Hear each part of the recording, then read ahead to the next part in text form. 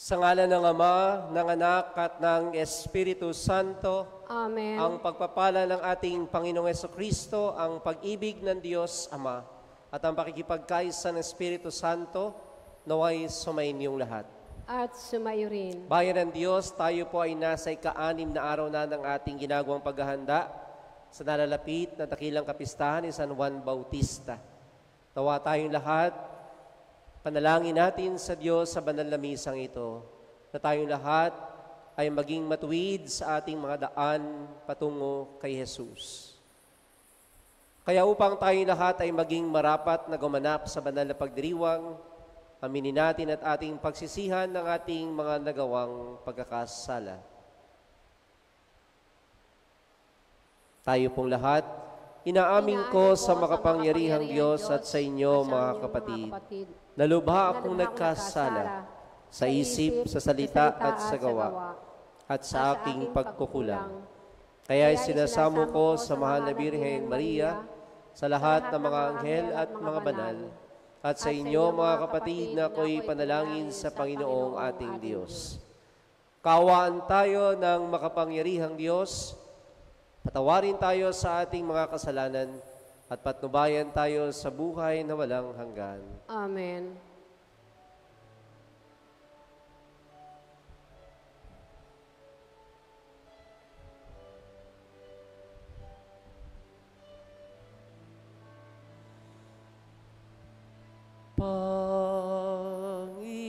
Panginoon, kaawaan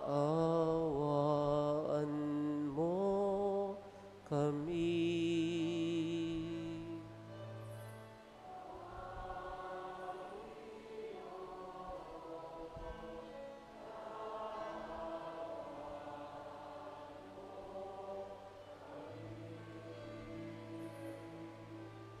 Kristo, kaawaan mo kami.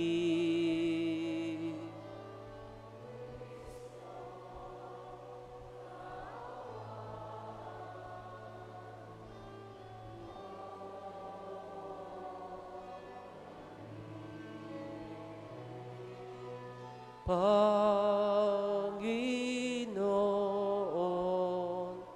kaawaan mo kami.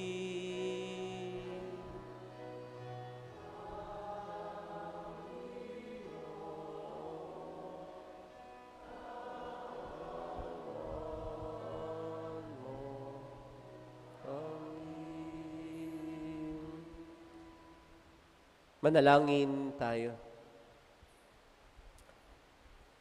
Ama naming makapangyarihan, lakas ka ng mga walang inaasahan, kundi ikaw. Ang pagluhog namin ay iyong pagbigyan sapagkat kami mga tao lamang na pawang mahihina kapag iyong iniwanan. Kaya naman kami ay lagi mong tulungan upang sa pagtupad ng iyong mga kautusan, ikaw ay aming mabigyang kasiyahan sa aming iniisip at ginagawa araw-araw. Sa pamamagitan ni Jesucristo, kasama ng Espiritu Santo, magpasawalang hanggan. Amen.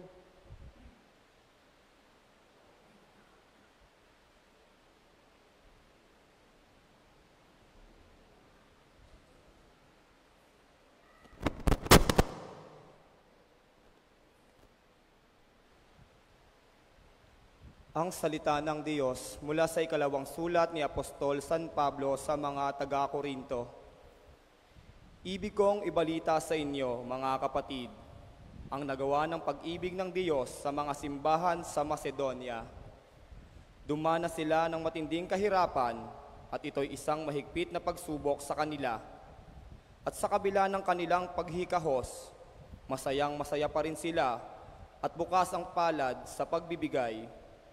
Sila'y kusang loob na nag-abuloy, hindi lamang ayon sa kanilang kaya, kundi higit pa. Alam ko ito pagkat mahigpit nilang ipinamanhik sa akin na silibigyan ng pagkakataong makatulong sa mga kapatid sa Judea. At higit pa sa inaasahan ko, Inilaan nila ang kanilang sarili, una sa Panginoon at pagkatapos sa amin, ayon sa kalooban ng Diyos. Kaya't pinakikiusapan ko si Tito, yamang siya ang nagsimula nito, na kayo'y tulungan niya hanggang sa malubos ang pagkakawanggawa ninyong ito. Kayo'y tanyag sa pananampalataya, sa pagpapahayag, sa kaalaman, sa kasipagan, at sa inyong pag-ibig sa amin. Sikapin din ninyong manguna kayo sa pagkakawanggawa. Hindi sa inuutusan ko kayo, sinasabi ko lamang sa inyo ang ginagawang pagtulong ng iba upang masubok ang katapatan ng inyong pag-ibig. Alam ninyo kung gaano kalaki ang pag-ibig ng ating Panginoong Hesukristo, na bagamat mayaman, ay nagpapakadukha upang yumaman kayo sa pamamagitan ng kaniyang karukhaan. Ang salita ng Diyos. Salamat sa Diyos.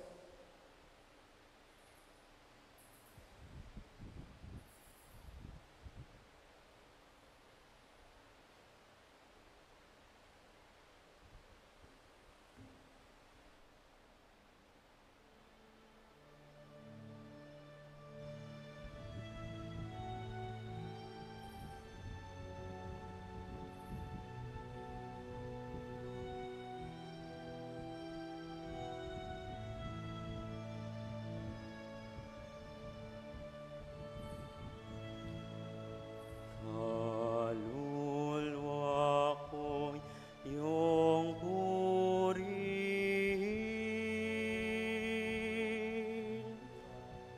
ang Panginoong butihin.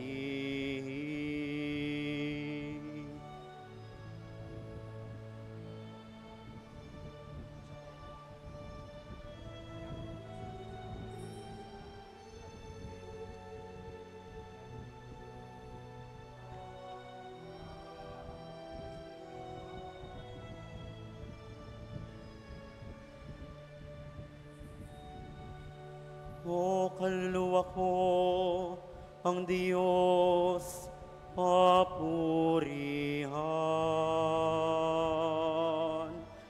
Pupurihin siya't aking aawitan.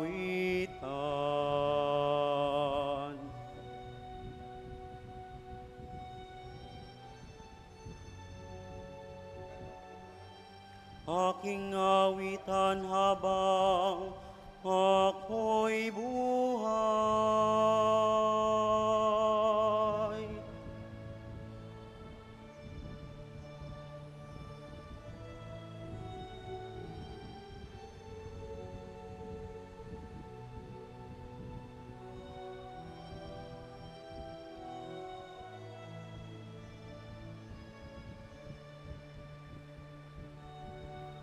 Mapalad ang tao ng kaniyang Diyos na laging katulong ay ang Diyos ni Jacob. Sa Diyos na Panginoon, umaasang lubos. Sa Diyos na lumikha niyong kalangitan, ng lupa at dagat at lahat ng bagay.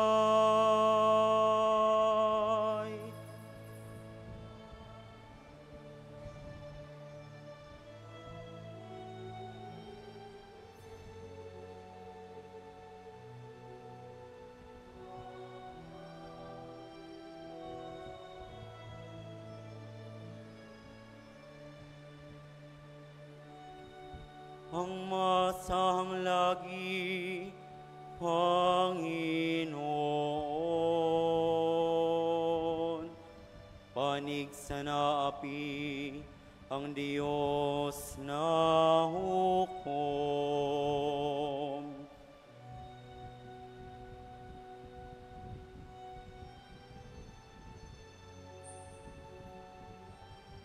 May pagkaing handa sa nangagugutom.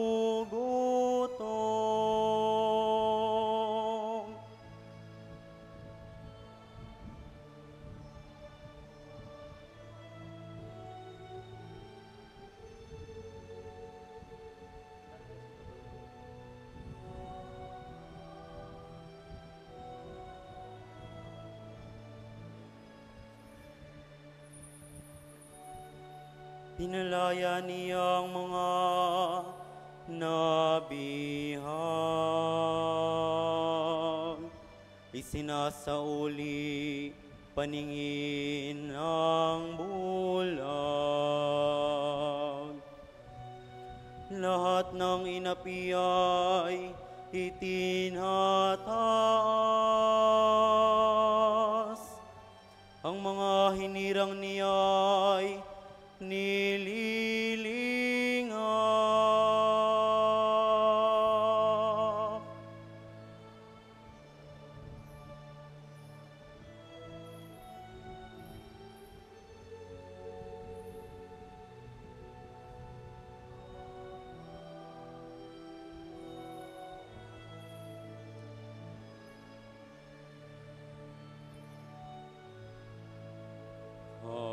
Kaluluwa ko iyong purihin,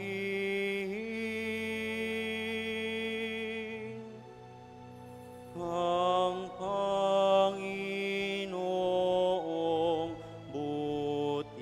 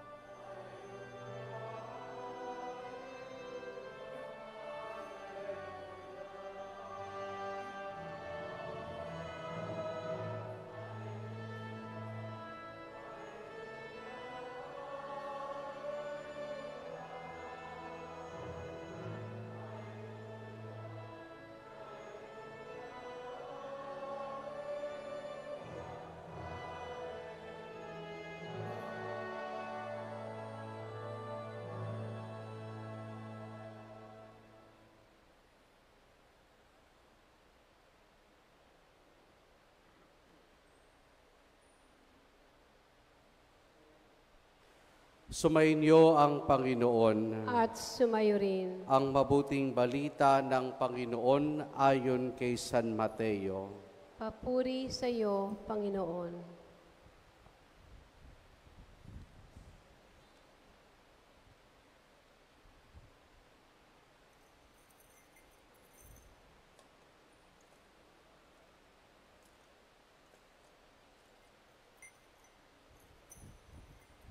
Noong panahong iyon, sinabi ni Jesus sa kanyang mga alagad, narinig ninyong sinabi, ibigin mo ang iyong kaibigan at kaputan mo ang iyong kaaway. Ngunit ito naman ang sabi ko, ibigin ninyo yung mga kaaway at idalangin ninyo ang mga umuusig sa inyo upang kayo maging tunay na anak ng inyong amang nasa langit, sapagkat pinasisigat niyang araw sa masasama at mabubuti at pinapapatak niyang ulan sa mga banal at sa mga makasalanan. Kung ang mga umiibig sa inyo ang siya lamang ninyong ibigin, ano pang gantimpala ang inyong hihintayin? Hindi ba't ginagawa rin ito ng mga publikano? At kung binabati lamang ninyo'y ang inyong mga kapatid, anong nagawa ninyong higit kaysa iba? Ginagawa rin iyon ng mga hentil. Kaya dapat kayo maging ganap, gaya ng inyong amang nasa langit. ang mabuting balita ng Panginoon. Pinupuri ka namin, Panginoong Heso Kristo.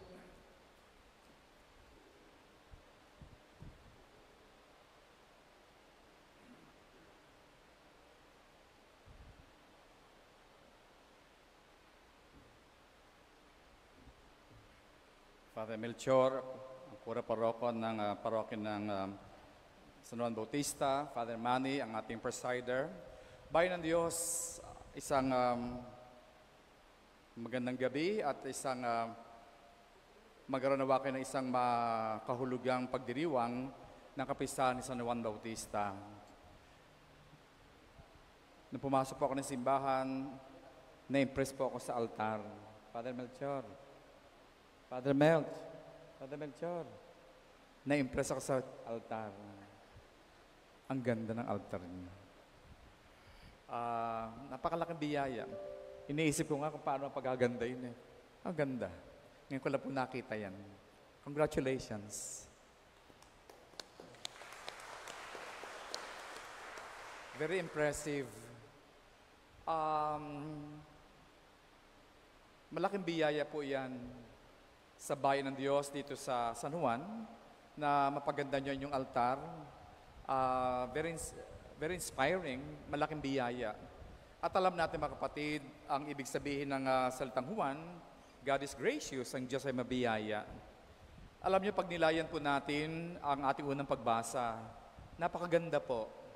Mula sa sulat San Pablo Apostol sa mga taga-Korinto, ang sinasabi dito mga kapatid, ibig kong ibalita sa inyo mga kapatid, ang nagawa ng pag-ibig ng Diyos sa simbahan ng Macedonia. Dumanas sila ng matinding kahirapan at ito'y isang mahigpit na pagsubok sa kanila. Alam niyo, sinusubok tayo ng Diyos. God does not tempt us, God tests us. Hindi tayo tinutukso ng Diyos. Kamukha ng demonyo, tinutukso tayo ng demonyo. Ang Diyos, mga kapatid, hindi tayo tinutukso, sinusubukan tayo. Kaya katulad dito, mga kapatid, sa taga-Macedonia, yung kanilang poverty, kahirapan, pagsubok sa kanila ng Diyos. Kaya sino man sa ating mga kapatid na may pinagdadaanan ngayon, sinasabi ko sa inyo, sinusubok kayo ng Diyos. Amen? Palakpakan natin ang Panginoon. Pagsubok lang yan, may lang, kasi pinapatubayan pa rin kayo ng Panginoon sa kabila ng pagsubok na pinagdadaanan niyo. Katulad dito mga kapatid sa ating pagbasa ngayon. At sa kabila ng kanilang paghihikahos, mga kapatid, masayang-masayang silang at bukas ang kanilang palad sa pagbibigay. Kahit nahihirapan sila mga kapatid, tumutulong pa rin sila. Ayon sa ating pagbasa, na posible pala yon. Kahit naghihirap sila mga kapatid, ang salita dito mga kapatid, masayang-masaya pa rin silang bukas ang palad sa pagbibigay. Kung minsan ginagamit natin ang paghihirap natin, ang ating poverty, para wag tayong tumulong. Parang ina-excuse natin sarili natin.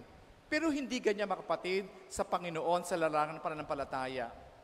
Kahit ka nagigipit, tulad ng mga taga-Macedonia, tumutulong pa rin sila. Kaya makikita natin mga kapatid, yung twist dito. At makikita natin mga kapatid sa ating buhay din. Kaya kung minsan nagiging, excuse po natin, mahirap ako, wala akong maitutulong. Pero sabi sa ating pagbasa ngayon mga kapatid, na sa kabila ng kanilang paghihikahos, masaya pa silang tumutulong, at bukas ang kanilang palad sa pagbibigay. Sila'y kusang loob na nag-abuloy hindi lamang ayon sa kanilang kaya kundi higit pa. Yung mga tumulong sila kasi kaya nila, pero higit pa roon ang kanilang pagtulong ayon sa ating pagbasa. Alam nyo, ganun ang kanilang kaisipan. Bakit? Alam nila na alam ng Diyos ang kanilang ginagawa. Alam nila mga kapatid, hindi sila pababayaan ng Diyos. Yung ganung uri ng pananampalataya, beautiful. Na siyempre pagka gipit ka na, tutulong ka pa. Pero ngayon, nakikita natin di sa ating pagbasa, gipit na, tumulong pa. Bukas ang kanilang mga palad. Kusang loob. Hindi napilitan sila mga kapatid sa pag-abulay, hindi lamang sa kanaayong kaya, kundi higit pa. Alam ko ito sapagkat mahigpit nilang pinamanhik sa akin na sila bigyan ng pagkakataong makatulong. nag-request pa sila. Nag-request pa sila mga kapatid na makatulong sila. Hindi lang sila tinukahan. Sila mismo nag-request.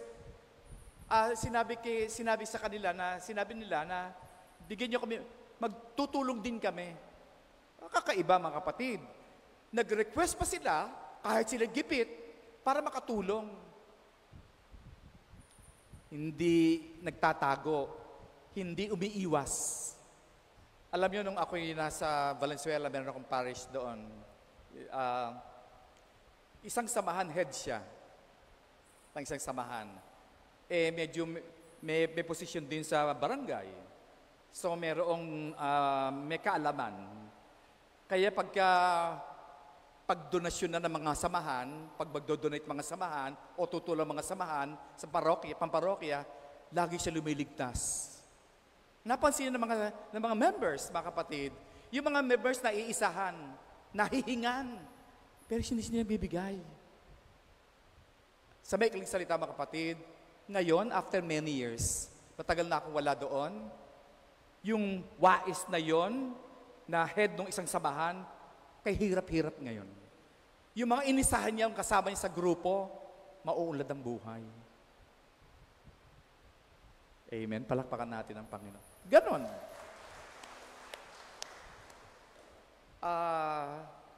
Sabi nga, we cannot outdone God in generosity. Huwag natin utakan yung kasama natin sa samahan para sila lang ang makapagbigay, ikaw hindi. Paano ka bibigyan? Paano, kung minsan humingi tayo ng sukle, hindi man tayo nagbabayad. Parang ganon. May kasukle, hindi ka man nagbabayad. Ang sabi pa sa atin ng pagbasa, mga kapatid, uulitin ko lang yung nabanggit ko na, alam ko ito sapagkat mahigpit nilang ipinamanhik sa akin na sila bigyan ng pagkakataong makatulong sa kapatid sa Judea. Higit pa sa inaasahan ko ang kanilang inilaan nila sa kanilang sarili. Una sa Panginoon. Number 1 sa kanila ang Panginoon.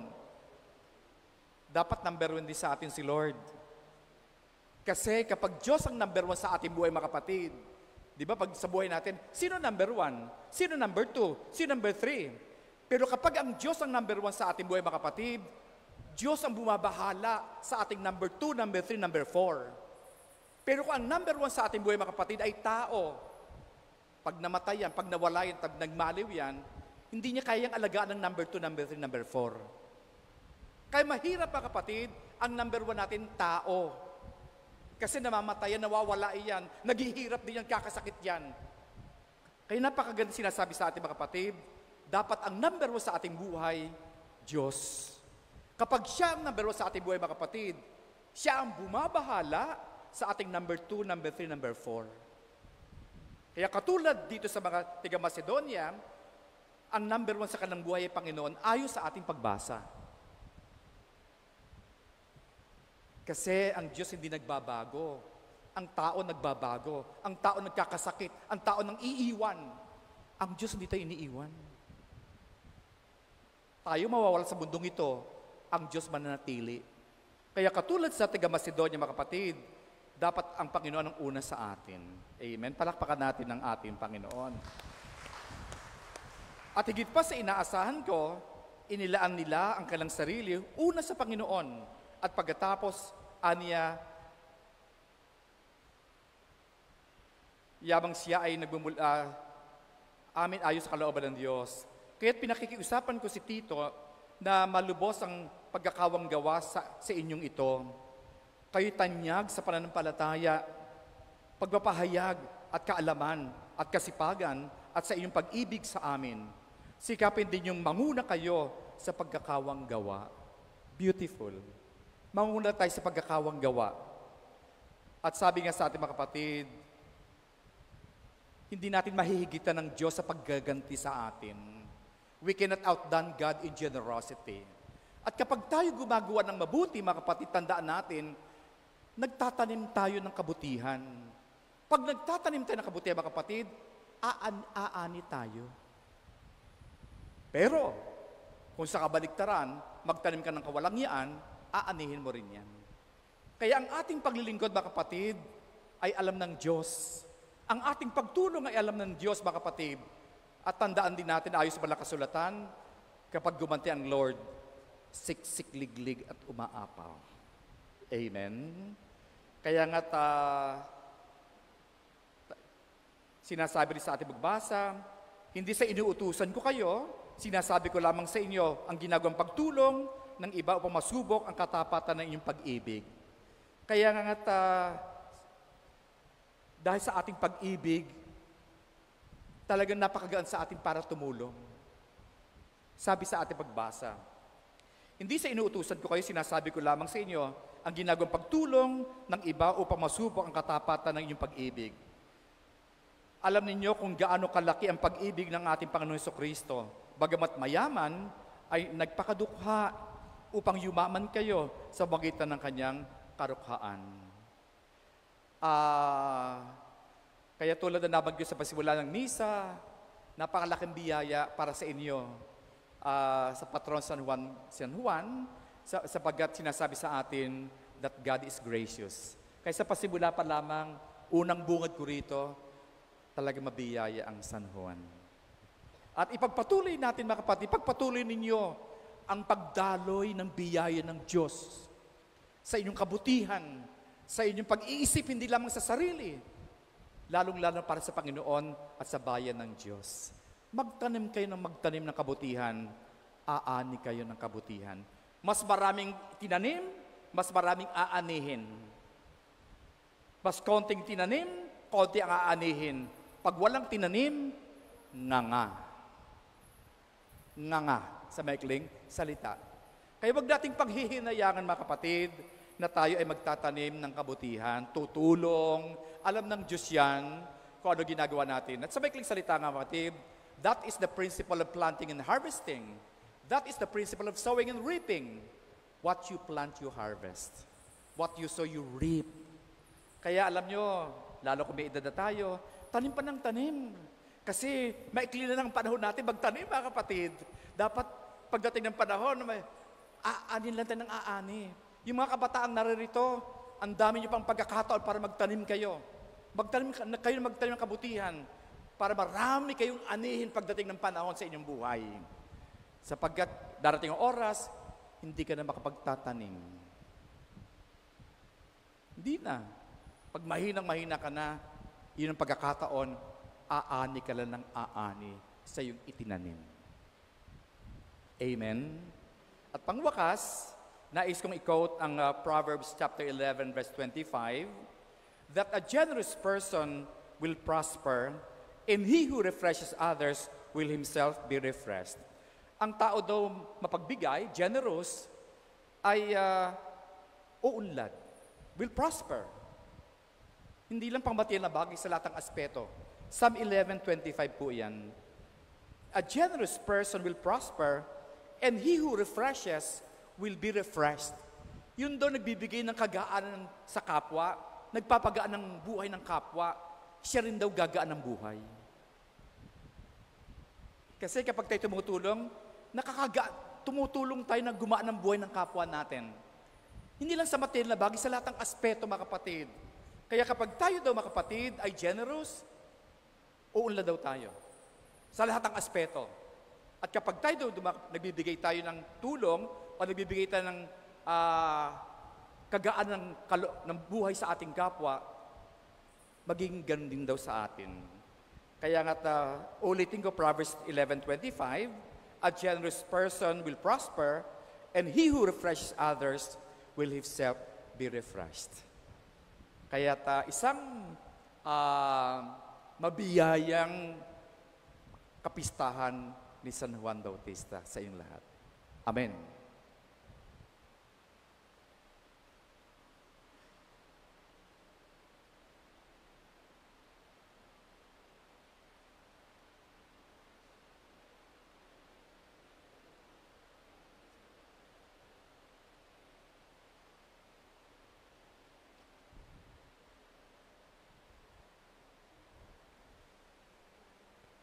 Tinatawag tayo ng Diyos bilang kanyang hinirang upang sundin ang kanyang kalooban.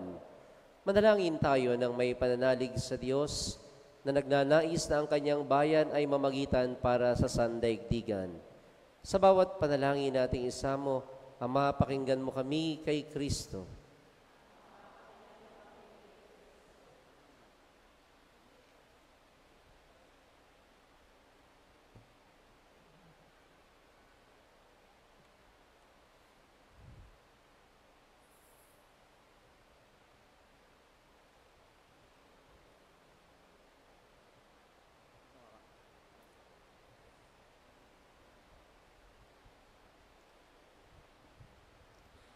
Ang mga pinuno ng simbahan naway magbigay saksi sa pamamaraan ng habag, pag-ibig at pagpapatawad upang masalamin sa kanila ng sanlibutan ang kabanalan ng Diyos.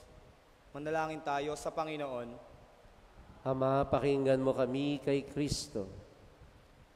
Ang mga namimighati at nasusuklam sa kanilang kapwa naway mapagtanto na maghiwa-hiwalay sa kanila sa Diyos ang pagbibigay daan at hinanakit at galit. Manalangin tayo sa Panginoon. Ama, pakinggan mo kami kay Kristo. Ang mga pamilyang nagkahiwa-hiwalay at sinira ng hindi pagbibigay halaga sa bawat isa, naway muli nilang matagpuan ang dating alab ng pagsasama at pagkakasundo. Manalangin tayo sa Panginoon. Ama, pakinggan mo kami kay Kristo. Ang mga may sakit, naway makamit ang kapayapaan ng kaisipan at kalooban na nagmumula sa kanilang pagkaunawa at pagtanggap sa kahalagahan ng kanilang pakikihati sa pagdurusa ni Kristo. Manalangin tayo sa Panginoon. Ama, pakinggan mo kami kay Kristo. Ang mga pumanaw, naway makihati sa kapayapaan at kaligayahan ng paghahari ng Diyos. Manalangin tayo sa Panginoon. Ama, pakinggan mo kami kay Kristo.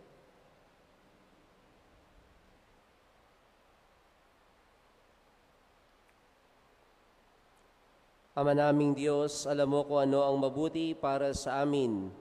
Tanggalin mo ang lahat ng hinanakit sa aming puso at basbasan mo ang lahat ng aming pagsusumikap na mahalin ang aming kapwa. Hinihiling namin ito sa pamamagitan ni Kristo ang aming Panginoon. Amen. Pag-aalay.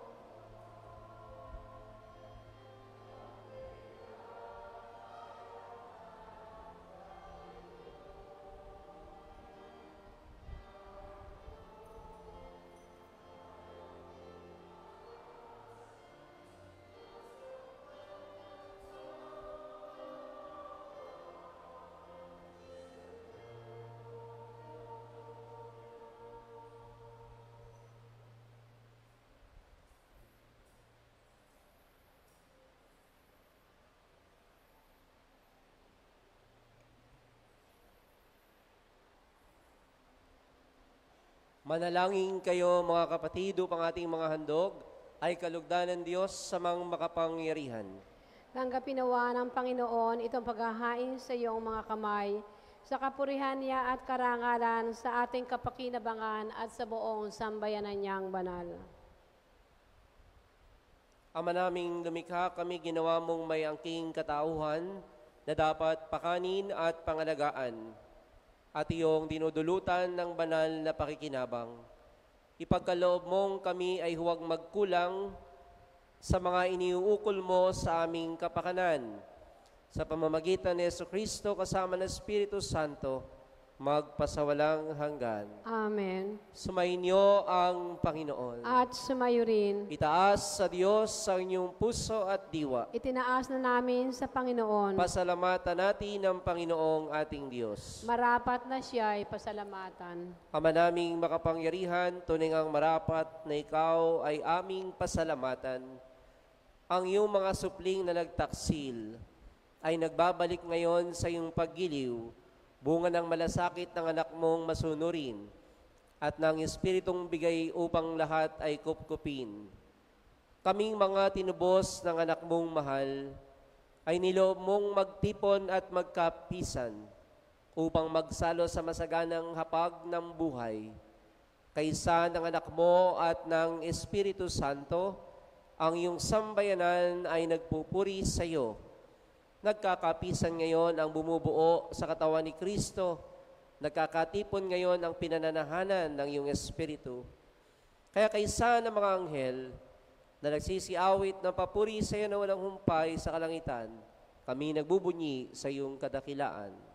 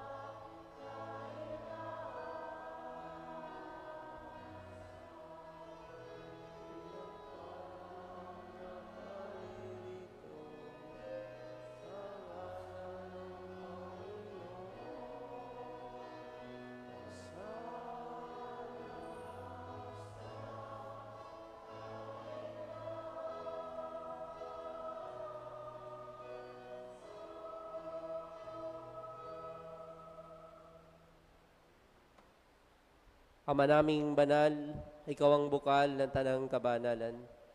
Kaya't sa pamamagitan ng iyong Espiritu, gawin mong banal ang mga kaloob na ito upang para sa amin ay maging katawan at dugo ng aming Panginoong Jesucristo. Bago niya pinagtisang kusang loob na maging handog, hinawakan niya ang tinapay, pinasalamatan kanya. Pinaghati-hati niya yon.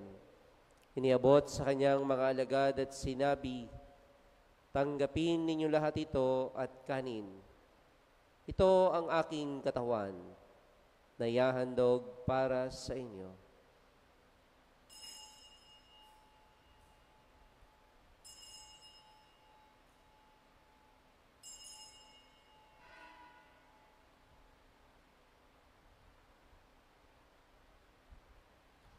Gayon din naman nang matapos ang hapunan, hinawakan niya ang kalis. Muli kanyang pinasalamatan. Iniabot niya ang kalis sa kanyang mga alagad at sinabi, tanggapin ninyo lahat ito at inumin. Ito ang kalis ng aking dugo, ng bago at walang hanggang tipan. Ang aking dugo na ibubuhos para sa inyo at para sa lahat, sa kapagpapatawad ng mga kasalanan. Gawin ninyo ito sa pag-alaala sa akin.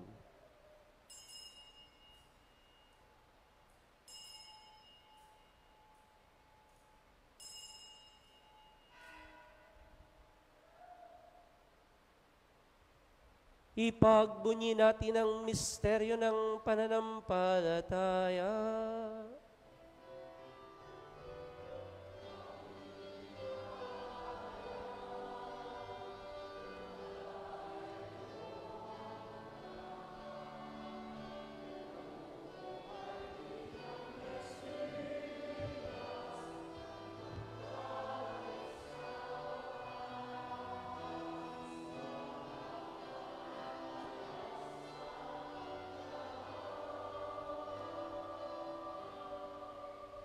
Ama, ginagawa namin iyon ang pag-alala sa pagkamatay at muling pagkabuhay na iyong anak. Kaya tinialay namin sa iyo ang tinapay na nagbibigay buhay at ang kalis na nakakaloob ng kaligtasan. Kami nagpapasalamat dahil kami iyong minarapat na tumayo sa harap mo para maglingkod sa iyo. Sinasamo namin kami magsasalo-salo sa katawan at dugo ni Kristo ay mabuklod sa pagkakaisa sa pamamagitan ng Espiritu Santo. Alalahanin mo rin ng mga kapatid naming nahimlay na may pag-asang sila'y muling mabubuhay, gayon din na lahat ng mga pumanaw at mga kaluluwa sa purgatorio. Kaawan mo sa at patuloyin sa iyong kaliwanagan. Kaawan mo at pagindapati kaming lahat na makasalo sa iyong buhay na walang wakas. Kaysa ng mahal na Birheng Maria, Ina ng Diyos, ang kanyang kabiyak ng puso, si San Jose. Kaysa ng mga apostol, ni San Juan Bautista at ang lahat ng mga banal, alam mo dito sa daigdig ng kalugod-lugod sa iyo, may pagdiwang nawa namin ang pagkupuri sa kararangal mo sa pamamagitan ng iyong anak na aming Panginoong Heso Kristo.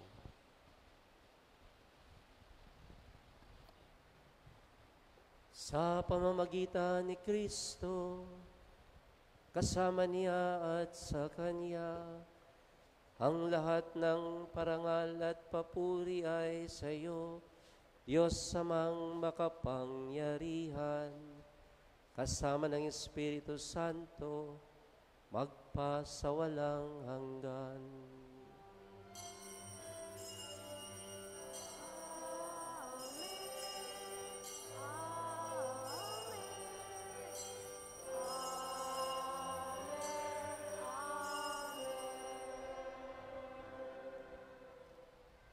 Sa tagubilin ng kakagaling na turo at utos ni Jesus na ating Panginoon at Diyos, payag natin ng may lakas loob.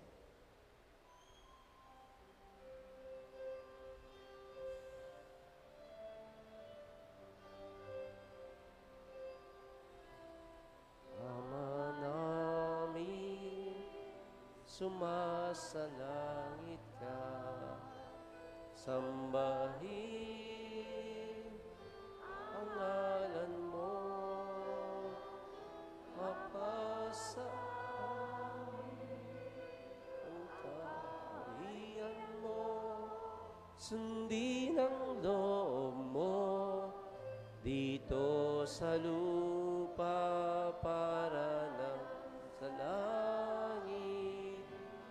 Bigyan mo kami ngayon ng aming kakanin sa araw-araw at patawarin mo kami sa aming mga sala para ng pagpapatawad namin sa nagkakasala sa amin, at huwag mo kaming ipahintulot sa tukso, at yadya mo kami sa lahat ng masama.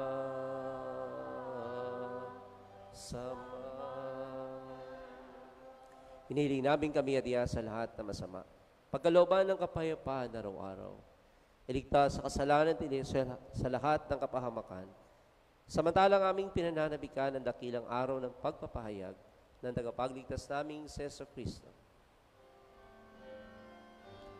Sapagkat iyo ang kaharian at ang kapangyarihan at ang kapurihan magpakailanman. Amen.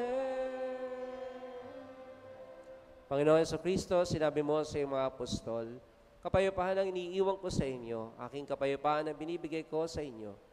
Tungayin mo ang aming pananampalataya at huwag ang aming maraming kasalanan. Pagkalooban mo kami ng kapayapaan at pagkakaisa, ayon sa iyong kalooban, kasama ng Espiritu Santo magpasawalang hanggan. Amen. Ang kapayapaan ng Panginoon ay laging sumainyo. At sumaiyo rin. Magbigayan kayo ng kapayapaan sa isa't isa. Kordero ng Diyos na nag-aalis ng mga kasalanan ng sanlibutan, maawa ka sa amin.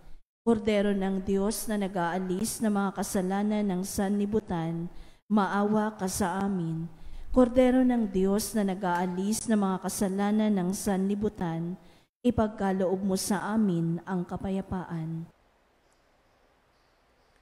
Minamahal na bayan ng Diyos, narito si Kristo, ang Diyos na ating buhay at kaligtasan.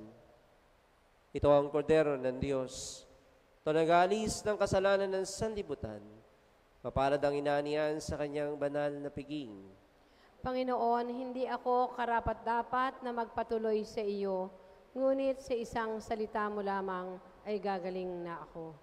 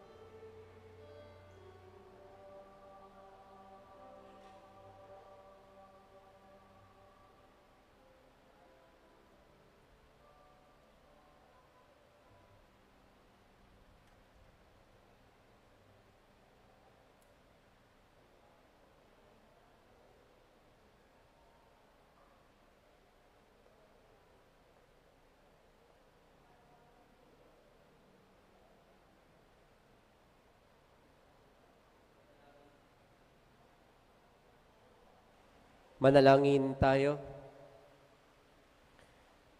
Ama naming mapagmahal, ang pinagsaluhan naming banal na pakikinabang na nagpapahiwatig ng iyong pakikiisa sa tanang naritong nakikipagdiwang ay magdulot nawa ng pagkakaisa sa iyong sambayanan sa pamamagitan ni Jesucristo kasama ng Espiritu Santo magpasawalang hanggan.